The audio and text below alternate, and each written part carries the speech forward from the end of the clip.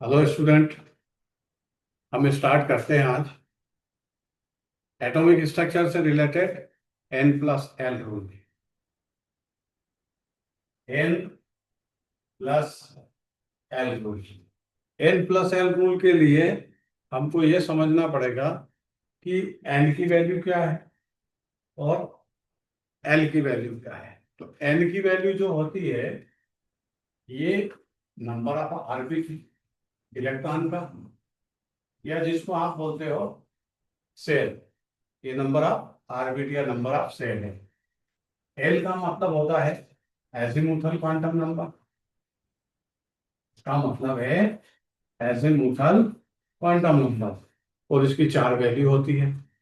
अगर आप एस सब सेल में इलेक्ट्रॉन को देखेंगे तो एल की वैल्यू क्या होगी? 0। पी के लिए क्या होगी? 1। डी के लिए क्या होगी? 2। और एफ के लिए, ये चारों सब सेल है।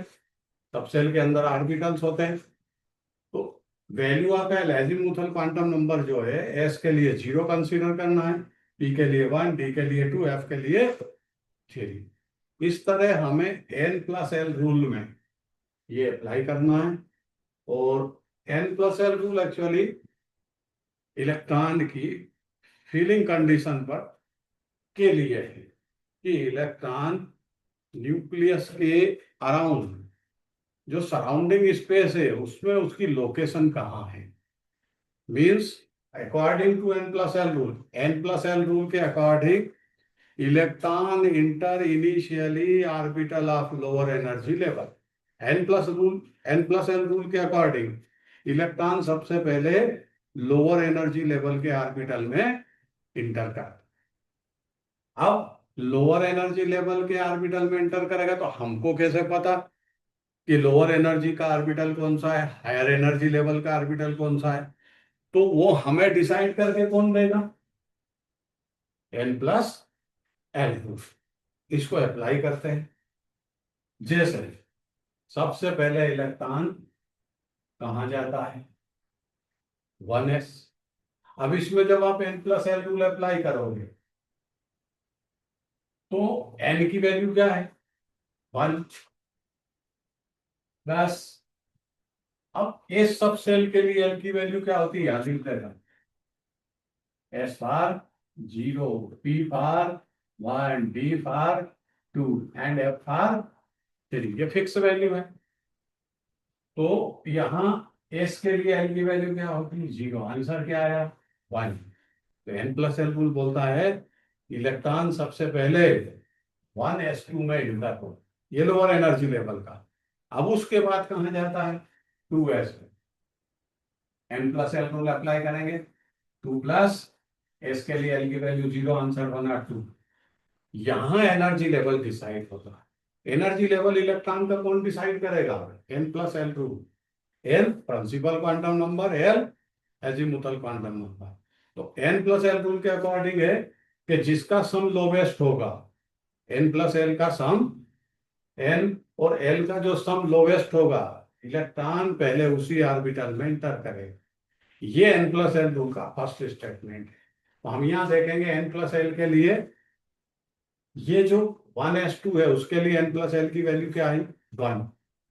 2s के लिए N+L की वैल्यू क्या आई? 2। तो तय इलेक्ट्रॉन पहले 1s2 में एंटर करेगा। अब आता है 2p।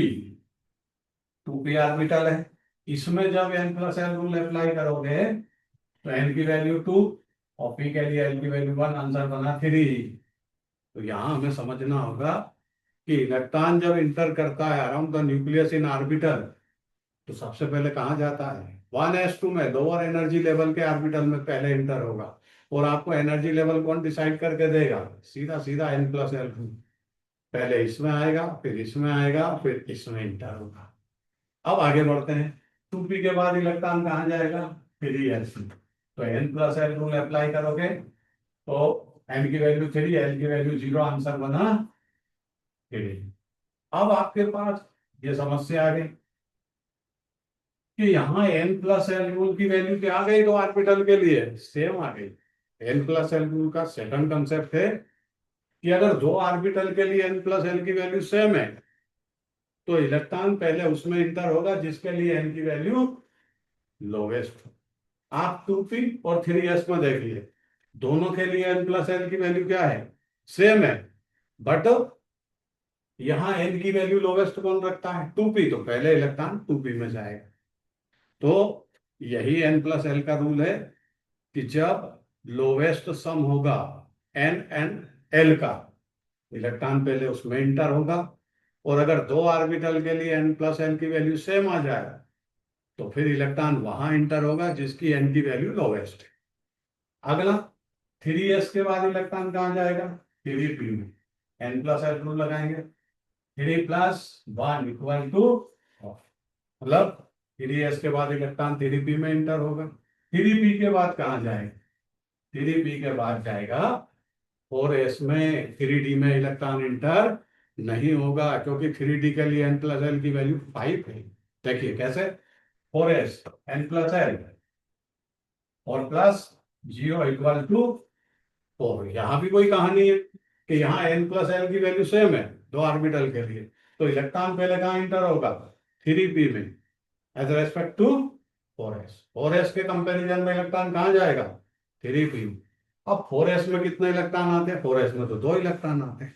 4s के बाद इलेक्ट्रॉन कहाँ जाएगा, 3d, n plus L rule लगाइए, 3 प्लस d के लिए l की वैल्यू 2, आंसर बना 5। तो समझिए 3p के बाद इलेक्ट्रॉन कहाँ गया, 4s में, n प्लस एल रूल से, फिर इलेक्ट्रॉन 3d में इंटर होगा, मतलब थर्ड सेल में रिटर्न होगा, क्योंकि 4s तो फोर्थ ऑर्बिट है।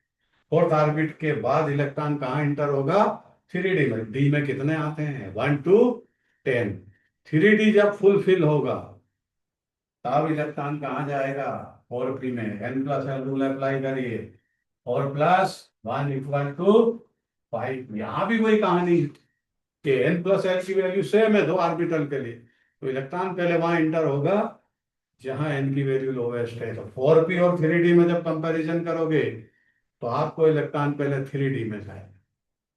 तो यह है n प्लस एल रूल। इसमें इंक्रीजिंग ऑर्डर होता है एनर्जी का, वो हम बोर्ड पर फिर से लिखते हैं।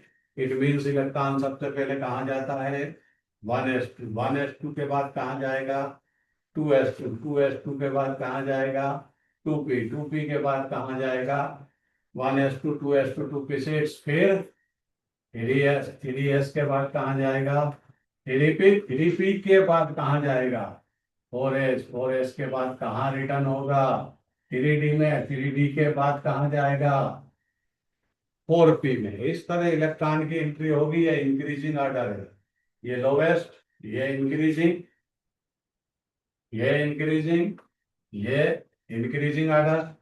तो इसको अगर आप डायरेक्ट लिखोगे तो ऐसे लिख सकते हैं, 1s, 2s, 2p, ये इंक्रीजिंग ऑर्डर है n प्लस एल रूल के अकॉर्डिंग ऑर्बिटल का। 2s, 2p6, 3s, 3p, फिर आएगा 4s, फिर आएगा 3d, और फिर आएगा 4p, तो एंड सो। इस तरह हम n प्लस एल रूल की स्टडी करते हैं।